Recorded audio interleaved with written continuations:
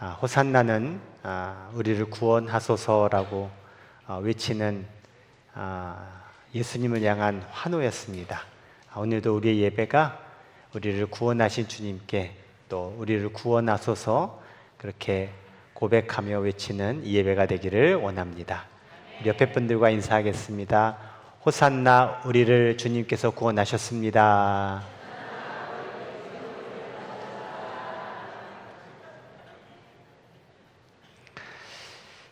네, 예수님이 예루살렘에 입성하시면서 사람들이 종려나무 가지를 흔들었다는 이 모습에서 이제 종려주일이 유래가 되었고, 오늘부터 한 주간 예수님은 예루살렘 성 안에서 고난주간을 보내십니다. 호산나 찬송하리오다 다윗의 자손이여, 우리에게 오시는 우리를 구원하신 주님을 찬양하는 그 백성들의 환호. 그런데 안타깝게도 그들의 환호는 얼마 지나지 않아 이와 같이 바뀝니다. 저자를 십자가에 못 박아라. 십자가에 못 박으소서. 십자가에 못 박으세요. 똑같은 사람이고요. 똑같은 예수님을 향해서 왜 갑자기 그 환호가 죽여라 이런 저주로 바뀌었을까요? 너무나도 의아한 이 상황. 오늘 저는 설교를 통해서 이 이유를 또 이 질문에 대한 답을 여러분께 말씀드리고자 합니다. 지난주에 살펴보았듯 초대교회는 7명의 평신도 지도자를 선출했습니다. 그 중에 한 사람이 스데반입니다. 스데반은 은혜와 권능이 충만해서 백성들 가운데 놀라운 일과 큰 기적을 행합니다. 스데반은 구레네 사람과 알렉산드리아 사람과 길리기아와 아시아에서 온 사람들과 논쟁을 벌입니다. 각자 자신의 주장을 펼쳐요. 그런데요, 성경에 보니 스데반은 지혜와 성령으로 말했다. 그래서 감히 그 아시아에서 온 사람들이 스데반과 이 논리 싸움에서 스데반을 당해낼 수가 없었다. 그저 스데반이 말을 잘해서가 아니라 스데반이 이야기하고 있는 이 복음에 대한 논리가 너무나도 명확했고 너무나도 완벽했다는 거예요. 그리고 그것을 스데반의 생각과 스데반의 말이 아니라 지혜와 성령으로 말했다는 얘기는 바로 주님께서 스데반의 입을 통해서 말하게 하신 거죠. 그 완벽하신 주님의 이야기 앞에 누가 반박을 하겠습니까? 그렇다면 그래? 한번 내가 생각해 볼게. 그래? 그럼 내가 한번 더 이야기 들어보자. 이렇게 이야기가 나오면 너무나도 좋은 흐름인데, 이 스데반에게 이 주장이 통하지 않는 이들이 뭘 하냐면 거짓 증인들을 세웁니다. 그래서 스데반에게 성전과 율법을 모독했다라고 하는 거짓 증거를 하게 해요. 그리고 그 거짓말로 고발을 합니다. 스데반이 이야기한 것을 비틀어서 이건 하나님을 모독한 거예요, 성전을 모독한 거예요, 율법을 모독한 거예요 라고 고발했기에 공회가 열렸습니다. 스데반을 앞에 두고 대제사장이 묻습니다. 이 사람들이 고발한 이 내용이 사실이냐? 여러분 같으면 이 상황에서 스데반의 입장에서 어떻게 말하면 좋겠습니까? 아니요, 나는 그렇게 말한 게 아닙니다. 저들이 오해하고 있는 겁니다. 그리고 내 생각은 이렇습니다 하면서 해명을 하겠죠. 오해를 풀어야 하지 않겠습니까? 변명이라도 해야 되겠죠. 그런데요, 스데반은 설명하지도 않고 해명하지도 않고 있습니다. 억울한데 그 억울함을 풀어야 되지 않겠습니까? 근데 스데반은 자신이 당한 이 곤란한 처지를 모면하기 위한 자기 변호를 하지 않고요, 오히려 지금의 이 상황을 복음을 증거하는 기회로 삼습니다. 나를 위한 이야기를 하지 않고 다시 한번 복음을 전하고 있다는 거예요. 그러면서 스데반은 사도행전 7장 전체에 걸친 아주 긴 설교를 합니다. 사람들이 자신을 고발한 그 내용에 무언가를 다시 반박하기 위한 것이 아니라, 지금 이들이 단순한 오해가 아니라 잘못된 생각을 갖고 있다. 그리고 생각이 문제가 아니라 사실 이들의 삶과 영적인 상태가 굉장히 잘못되어 있기에 하나님의 말씀으로 바로 잡아주기 위한 차원의 설교를 합니다. 스데반이 공회에 모인 사람들에게 설교한 내용은 아브라함, 요셉, 모세, 이 이스라엘 역사의 획을 그은 중요한 세 사람의 이야기를 중점적으로 이스라엘의 역사를 바탕으로 설교를 합니다. 그 내용을 잠시 제가 여러분께 소개하겠습니다.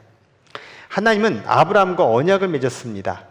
이 언약은 이제 아브라함의 후손을 통해 약속하신 땅을 이제 받아 누리게 될 것이라는 언약이었습니다.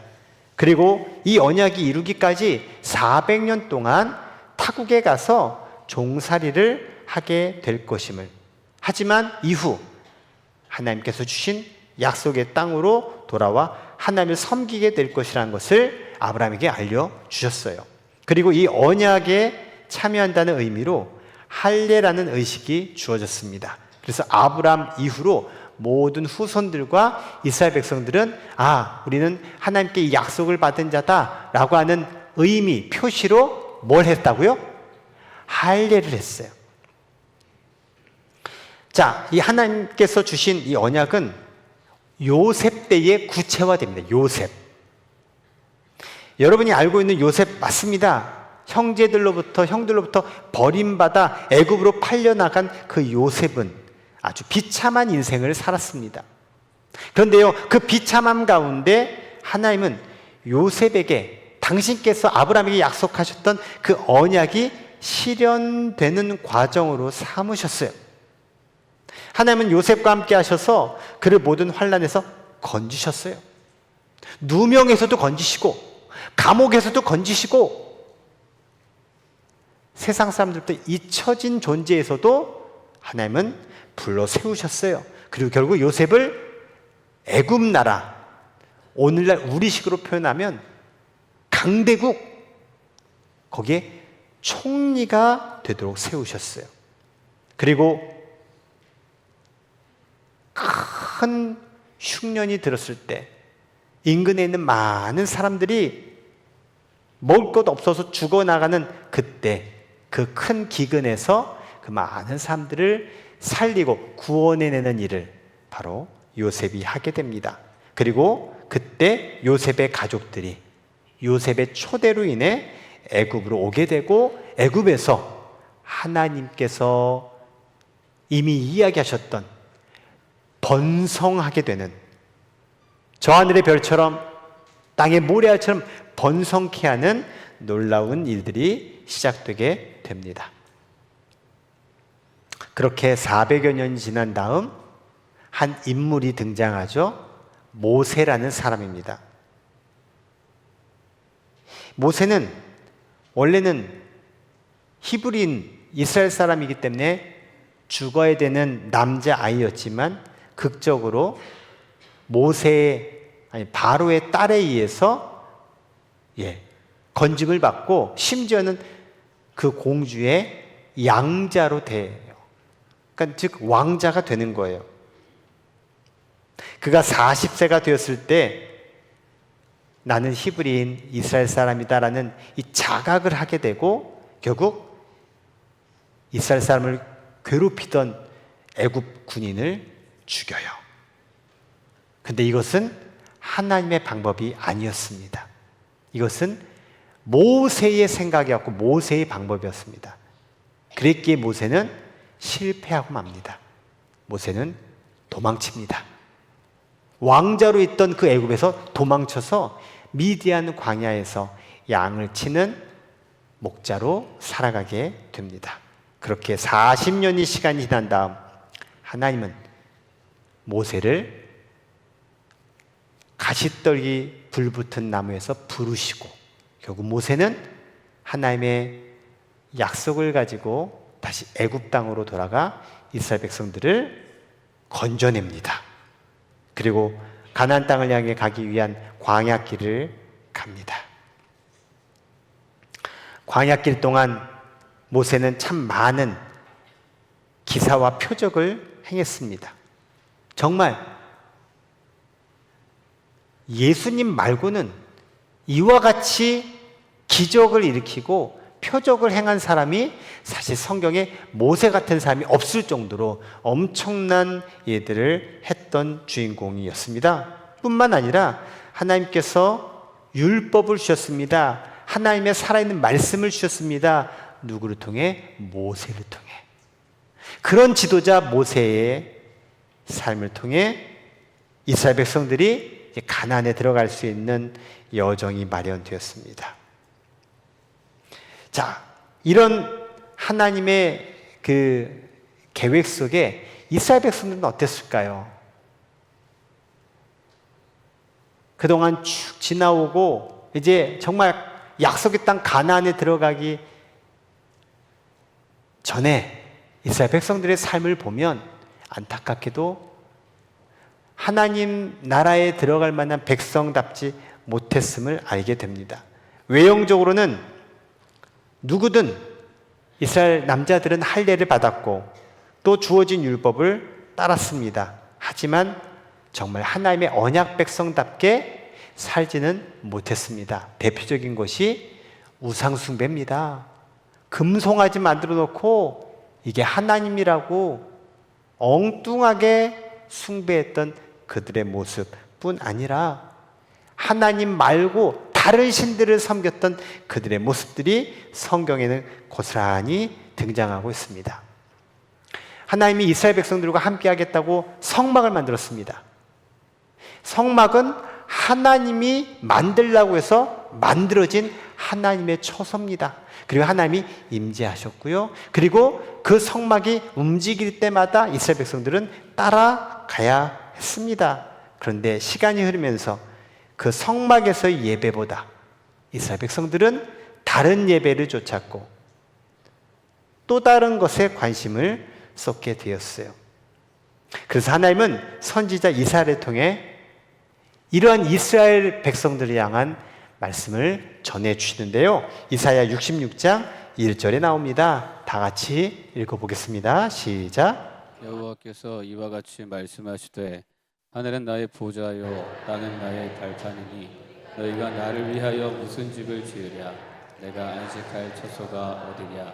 아멘. 자, 지금 보시면 하늘이 하나님의 보좌고 땅이 하나님의 발판이다. 쉽게 얘기해서 하나님이 하늘에 딱 앉아 계신 거예요. 그리고 하나님의 발이 지금 어디 있다고요? 땅에 있다고요. 하나님 키가 크신 분이에요. 한 어느 정도 키가 될까요? 에베레스트 산이 8,800여 미터예요. 그러면 8,800여 미터 아니네. 8,000 맞나요? 자꾸 갑자기 8,800m 맞죠? 예. 엄청 높아요. 근데 하나님은 그 에베레스트 산보다 더 키가 크신 분이에요. 즉 이 말은 하나님이 작은 집안에 들어가 있는 분이 아니라 이 세상 모든 만물 속에 하나님이 다스리시고 어디든 계시는 분이라는 사실을 알려주는 거예요. 근데 왜 이 이야기를 하실까요? 백성들이 이 사실을 모른 채, 잊은 채 살아가고 있기 때문에 이 말씀을 하신 거예요. 여러분, 하나님은 하늘에도 계시고 땅에도 계신 것을 믿으십니까? 어떻게 믿으세요? 예, 성경에 기록되어 있으니까. 조금 전에 이사야 66장에 나와 있으니까. 그래서 우리는 그치, 하나님은 그런 분이시지 알고 있는 거예요. 그러기에 이스라엘 사람들이 생각하듯 성전에 하나님을 가둬두고 매이게 하는 어리석음을 지금 이사야 선지자를 통해서 깨우쳐 주신 거예요. 아브라함이 하나님을 만났을 때 그 옛날 얘기예요. 그때 성전이 있었어요? 알려드릴게요. 없었어요. 율법이 있었어요? 없었어요. 그저 아브라함은 아브라함아 부르시는 하나님의 음성에 하나님을 만난 거예요. 요셉은 애굽으로 팔려갔어요. 형들에 의해서 죽임을 당하는 신세가 된 거예요. 그의 인생은 망한 것처럼 보였습니다. 근데 성경은 그 요셉의 상황에 대해서 이렇게 말해요. 하나님이 요셉과 함께 하셨다. 이스라엘이 아니라 애굽이에요. 그리고 요셉은 지금 노예로 팔려간 신세예요. 그럼에도 불구하고 그곳에 하나님이 함께 하셨다. 모세도 자신의 인생을 그냥 좌절하고 그래 부질없어 라고 포기한 상태에서 나이 80세에 하나님을 만나요. 산꼭대기에 그저 가시덤불 있는 그 나무에서 하나님을 만나요. 사람도 없는 광야 그 한복판에서 하나님은 역사하셨어요. 이 이야기를 통해서 우리가 알 수 있는 것은 하나님은 우리가 세워놓은 어떤 것에 갇힌 존재가 아니라는 거예요. 한번 따라 볼까요? 하나님은 갇히신 분이 아닙니다. 그것이 비록 성전이라 할지라도 하나님은 그 성전 안에 가두어진 존재가 아니라는 거예요. 여러분, 우리 교회에 하나님이 오늘 예배 가운데 임재하신 줄 믿습니다. 여러분, 그것은 뭐예요? 하나님이 오신 거예요. 오셨다는 말은 뭐예요? 하나님이 안 계실 수도 있는 거예요.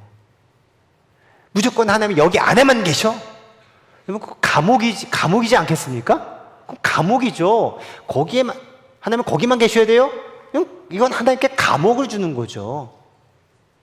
근데 마치 우리는 그와 같은 착각을 한다는 거예요. 이스라엘 백성들이 그랬다는 거예요. 성전 안에 하나님이 계시니까 그냥 그 성전의 하나님을 자기 멋대로, 자기 생각대로, 자기 맘대로 이용하고 활용하고 그랬던 거예요. 그것을 지금 스데반은 성경을 통해서 지적하고 있는 거예요. 성전이나 건물 자체를 우상하고 있음을 비판하고 있습니다. 성전이 있으니까 우리는 안전해. 우린 성전을 가진 백성들이야. 우린 선택받은 백성들이야. 우린 괜찮아. 이렇게 착각하고 있는 그들을 향해서 그 위험한 신앙을 지적하고 있습니다. 혹시 우리의 신앙은 교회 안에서만 작동하는 신앙은 아닙니까? 교회는 거룩한데, 교회에서는 참 거룩한 모습인데 집에만 가면 그 거룩이 사라져요? 다른 모습을 하고 있지는 않습니까? 교회에서는 신앙 좋은 관계를 맺지만 내가 일하는 직장과 일터에서 교회 밖에서는 세상 사람들과 똑같이 살아가는 모습은 아니냐는 거예요. 이게 바로 스데반이 지적하는 성전 중심 신앙의 위험입니다. 스데반은 성전에 대한 시각을 교정하고 있습니다. 건물로서의 성전보다 더 중요한 것은 하나님 말씀에 순종하는 것이 더 중요하다. 그 말씀이 본질임을 이야기하고 있습니다. 사랑하는 성도 여러분, 하나님은 성전 안에도 계시고 성전 밖에도 계십니다. 여러분이 어디 있든지 그곳에 하나님은 함께 하십니다. 그러므로 여러분, 교회 안에서뿐만 아니라 교회 바깥에서도 모든 여러분의 생활이 신앙생활이 되시기 바랍니다. 당연히 우리 교회 안에서는 신앙생활이 이루어집니다. 그런데 교회 밖에서 그곳에서도 동일하게 신앙생활이 이루어져야 된다는 거예요. 교회 안에서만 빛과 소금이 되지 마시고 세상 한복판에서도 빛과 소금이 되시기를 주의 이름으로 축원합니다. 스데반은 이스라엘의 역사를 하나의 관점으로 설명합니다. 바로 이스라엘은 하나님이 보내신 사람을 계속 거부했다는 것입니다. 요셉을 보십시오. 요셉은 하나님으로부터 꿈을 받았습니다. 그 꿈을 이야기하자 형제들이 놀렸습니다. 저 꿈꾸는 자야, 꿈꾸는 자. 이게 좋은 표현이 아니에요. 저 망상가야, 망상가. 아유, 저 어떻게 저런 헛된 꿈을 가져? 이렇게 놀림을 받은 거예요. 결국 그 형들이 어떻게 합니까? 요셉을 팔아버리잖아요. 요셉에게 주어진 그 꿈은 요셉이 원해서 가진 꿈이 아니에요. 하나님이 주신 꿈이에요. 즉 하나님께서 주신 꿈을 형제들은 거부한 거예요. 모세가요, 그 애굽 군인을 죽였을 때 이스라엘 백성들 자기 동족을 구해줬을 때 그들이 했던 말이 뭔지를, 누가 당신을 우리의 지도자로 세운 줄 아냐고, 당신이 우리 지도자인 줄 아냐고, 그러면서 우리 문제에 개입하지 말라고 그래요. 거절당한 거예요. 그래서 모세는 애굽 군인들을 죽인 걸로 인해서 애굽 사람들도 나에 대한 의심을 갖게 되고, 동족인 이스라엘 사람들도 나를 인정하지 않는 판에 애굽에 어떻게 있겠습니까? 그래서 도망 나온 거예요. 나중에도 이스라엘 백성들을 가나안 땅까지 이끌어가는데 모세는요, 그 엄청난 기적과 표적 이사를 했어요. 오늘 우리식으로 말하면 인정할 수밖에 없어요. 아니 이런 지도자가 세상 천지에 어디 있습니까? 근데 이스라엘 사람들은 불평하고 원망했어요. 모세 당신 때문에 우리가 지금 고생하고 있다. 그러고 우리 다시 애굽으로 돌아가겠다. 심지어는 돌을 들어서 치려고까지 했어요. 모세는 하나님이 세우시고 보내주신 사람인데 백성들이 거부했다라는 거예요. 이뿐만 아닙니다. 성경에는 수많은 선지자들이 있습니다. 이스라엘은 그 선지자들을 핍박했습니다. 왜요? 하나님 말씀대로 살지 않는 것을 지적하면서 하나님 말씀을 전하니 듣기 괴로운 거예요. 그러니까 막 핍박을 했어요. 심지어는 죽이기까지 했어요. 그리고 이와 같은 이스라엘 백성들의 최종 결정판이 나옵니다. 바로 예언자들이, 선지자들이 결국 하나님께서 이분을 보내실 거다 예언했던 누구? 예수님을 죽여요. 이것이 과연 이스라엘 과거 있었던 역사적 사실에 그칠까요? 아니라는 거예요. 오늘 스데반은 그게 아니라는 것을 이야기합니다. 그러면 이스라엘 사람들만 그럴까요? 저 민족 별로 안 좋네? 그게 아니라는 거예요. 안타깝게도 이와 같이 하나님의 뜻을 거절하고 핍박한 이와 같은 행동은 인간의 본성 속에 있다라는 겁니다. 사람 안에 거부하는 본성이 결국 불순종하게 되고 인류 역사에 거절과 거부의 일들을 만들어요. 지금 전 세계가 전쟁 때문에 걱정 근심하고 있습니다. 여러분, 전쟁이 좋은 거예요? 안 좋은 거예요? 좋은 거예요? 누가 전쟁이 좋대요? 누구도 전쟁이 좋지 않은 걸 당연히 알고 있고, 이 전쟁은 엄청난 피해와 엄청난 희생을 야기한다는 것도 다 알아요. 모르는 사람은 참 그게 아니에요. 그런데도 전쟁이 일어나는 거 뭔지 아세요? 그게 인간의 본성이에요. 자기 뜻을 이루기 위해서, 자기 유익을 위해서 결국은 전쟁을 일으키는 게 인간이라는 거예요. 몰라서가 아니에요. 윤리가 없어서가 아니에요. 그런 인간의 본성. 결국 인류 역사에는 그런 인간의 본성이 끊임없이 하나님의 뜻을, 하나님의 정의를, 하나님의 말씀을 거부한 역사가 바로 인간의 역사입니다. 우리의 모습은 어떨까요? 하나님의 말씀은 우리에게 위로가 되고요, 은혜가 되고요, 희망이 되고요, 힘이 되고요, 격려가 되고요, 용기가 되고요. 아멘이시죠?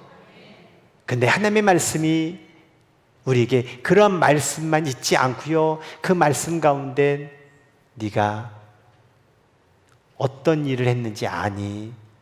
너 돌이켰으면 좋겠다. 너 잘 모르지? 네가 모르는 가운데 너의 이런 안 좋은 게 있는데 이번 기회에 이게 바로 잡혀졌으면 좋겠다. 하나님은 나에게 회개를 요청하시고 때로는 불편함을 지적하시면서 나의 삶을 바르게 하십니다. 그렇게 하나님의 말씀이 좋은 말씀들이지만 그 가운데 나를 책망하시고 나를 훈계하시고 나의 죄를 보게 하십니다. 그리고 나에게 또 요구를 하십니다. 우리가 그런 하나님의 말씀을 들을 때 어떤 생각을 하게 돼요? 회피하게 돼요.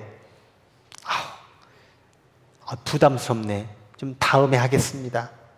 지금은 아니지 않습니까? 미루게 돼요. 때로는 자기 논리로 반박하기도 하고요, 자기 핑계 합리화를 되기도 해요. 여러분, 이게 바로 현대판 거부입니다. 싫어요, 못해요, 안 해요, 막 이렇게 적극적인 거부도 있지만 이렇게 소극적인 거부, 외면하는 거부, 이것도 다 거부하고 거절하는 행동이라는 거예요. 스데반은 모인 그 공예 사람들에게, 이스라엘 사람들에게 바로 이와 같은 하나님 말씀을 선포해요. 그리고 이제 결론과 같은 이야기를 하는데, 너희가 항상 성령을 거스르는도다. 너희들이 지금 성령을 거스르고 있어 라고 직접적으로 표현을 합니다. 하나님의 말씀을 들었고 하나님의 율법도 알고 있고 하나님 말씀에 감동도 받고 있고 그리고 하나님 말씀대로 살고자 하는데, 근데 왜 너희들의 삶은 바뀌지 않느냐? 그것이 바로 성령을 거스르는 것이다 라고 스데반은 지적하고 있어요. 그리고 더 위험한 우리의 모습은 무엇이냐면, 그것을 맨 처음엔 찔려요. 하지만 듣다 보면 나중에는 무덤덤해져요. 무감각해진다라는 거예요. 한번 문장을 주시겠습니까? 순종하지 않는 신앙은 굳어진 신앙이 되고, 굳어진 신앙은 결국 죽은 신앙이 된다는 겁니다. 그래서 스데반이 결론적으로 말한 그 문장이 오늘 본문 51절에 나와 있는데요, 표준 세번역으로 한번 다 같이 읽어보겠습니다. 시작. 고기 굽고 할례를 받지 못한 사람들이여, 당신들은 언제나 성령을 거역하고 있습니다. 당신네 조상들이 한 그대로 당신들도 하고 있습니다. 아멘. 스데반은 이 51절 말씀에서 세 가지를 책망하고 있어요. 첫 번째, 너희들은 목이 곧은 상태에 있다. 목이 뻣뻣하다 이거야.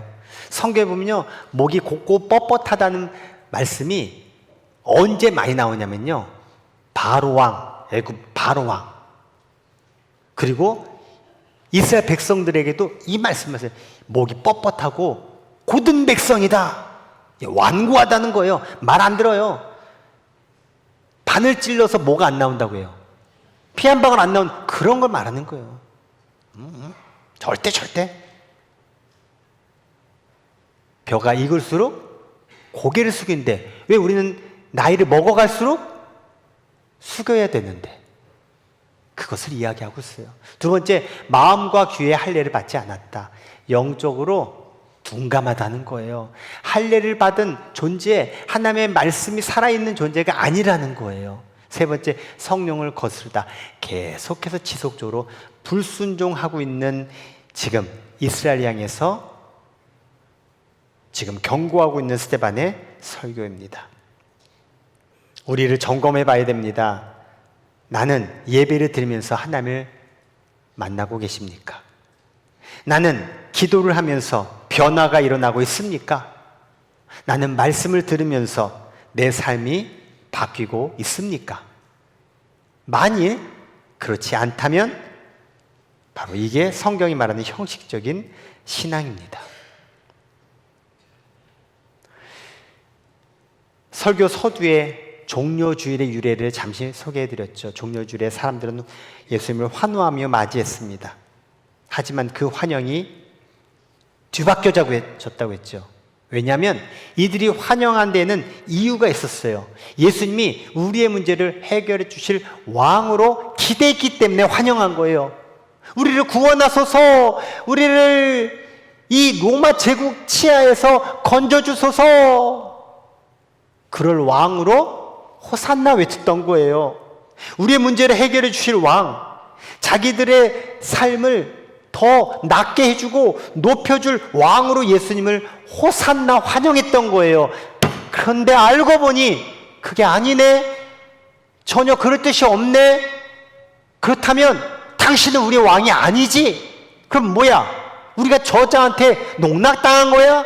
안 되겠다, 저자를 십자가에 못 박아 죽여라. 그렇게 뒤바뀐 거예요. 내 생각대로 안 되니까 죽여라. 내 원하는 것을 이루어주지 않으니 죽여라. 나에게 별 소용없으니 십자가에 죽여라. 이스라엘이 그랬던 겁니다.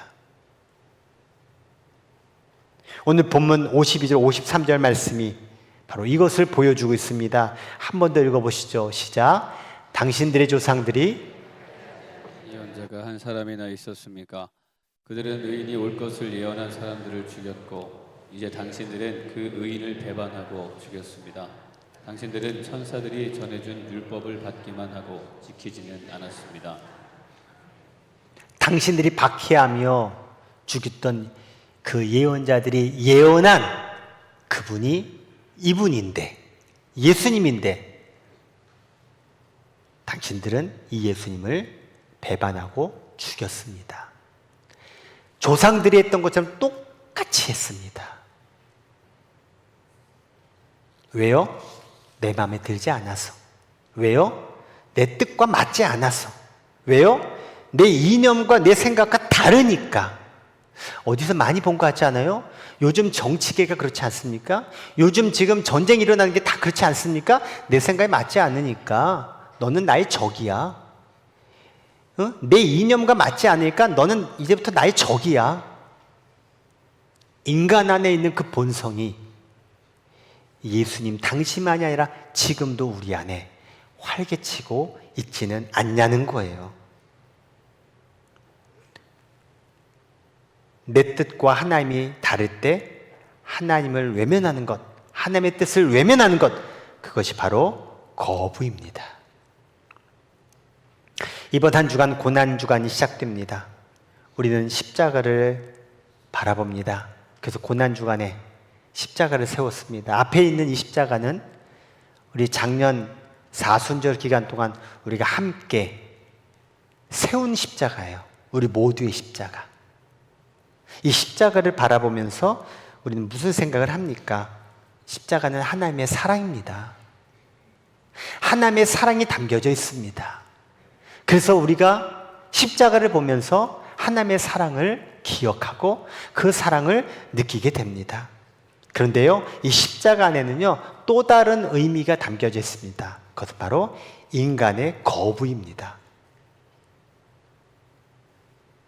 하나님이 예수님을 보내셨는데 인간들은 그 예수님을 거부했어요.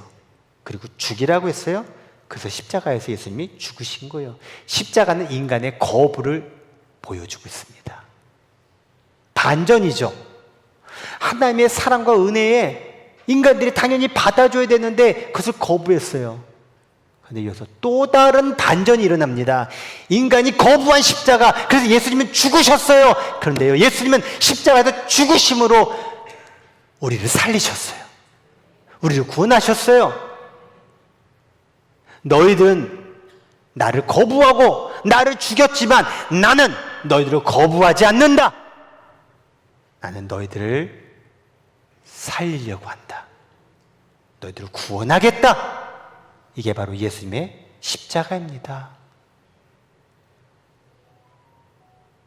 예수님은 인간의 거부를 이기시고 구원을 이루셨습니다. 사랑하는 성도 여러분, 십자가 속에 담겨져 있는 하나님의 사랑을 품으시기 바랍니다. 그리고 이 십자가 속에 내가 지금 주님을 거부하고 있음을 여러분 발견하시기 바랍니다.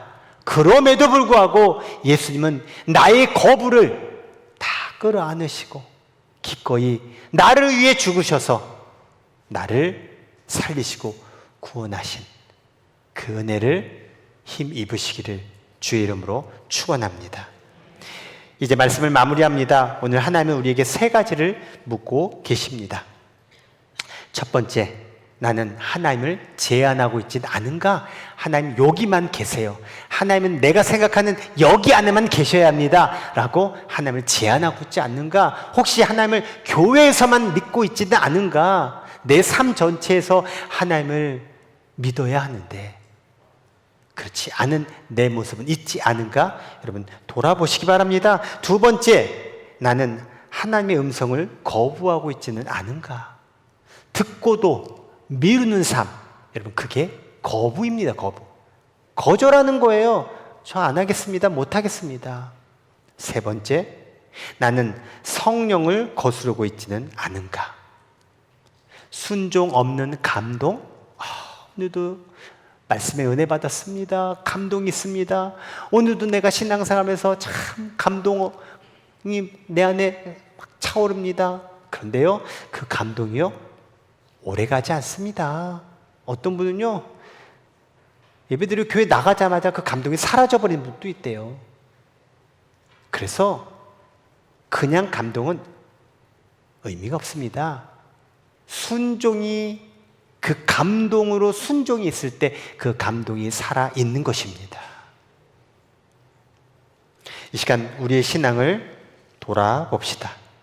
혹시 형식만 남아있지는 않은지, 하나님을 제한하고 있지는 않은지, 성령의 음성을 무시하고 있지는 않은지 돌아보아야 하겠습니다.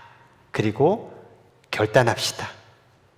주님을 내 생각과 관념에 제한하지 않겠습니다. 주님, 이제는 거부하는 신앙이 아니라 순종하는 신앙으로 살겠습니다. 이제부터 형식적인 신앙이 아니라 주님의 음성에 따르는 신앙생활을 하겠습니다. 과거 종려주일의 환호가 예수님을 향한 거부로 뒤바뀌었던 것처럼 나도 그와 같은 어리석은 일을 반복하지 않기 위해 오늘 다시 한번 주님 앞에 나의 본성에 따라 살아가는 신앙생활이 아니라 주님 말씀에 따라 살아가는 신앙생활의 주인공들이 되는 저와 여러분 우리 모두가 되기를 주님의 이름으로 축원합니다. 우리 함께 화면에 다짐의 기도를 다 같이 고백하며 마치겠습니다. 시작. 하나님, 종려주의를 맞아 나 자신을 돌아봅니다. 입술로는 주님을 환영하면서도 삶으로는 거부했던 모습을 회개합니다. 내가 생각하는 조건에 따라 신앙생활했던 것을 회개합니다. 십자가 앞에서 우리 신앙이 진짜가 되게 하옵소서. 주님의 은혜에 감동만 할 것이 아니라 순종으로 나아가게 하옵소서. 고난주간 동안 우리도 주님 가신 십자가의 길을 따라가게 하옵소서. 이제부터 주님을 내 생각과 관념에 제한하지 않겠습니다. 주님 뜻을 거부하는 신앙이 아니라 순종하는 신앙으로 살겠습니다. 형식적인 신앙이 아니라 주님의 음성에 따르는 신앙생활을 하겠습니다. 그렇게 성령을 거스르지 않겠습니다. 나를 위해 십자가를 지시고 고난의 잔을 마시어 우리를 구원하신 예수님의 이름으로 기도드립니다. 아멘.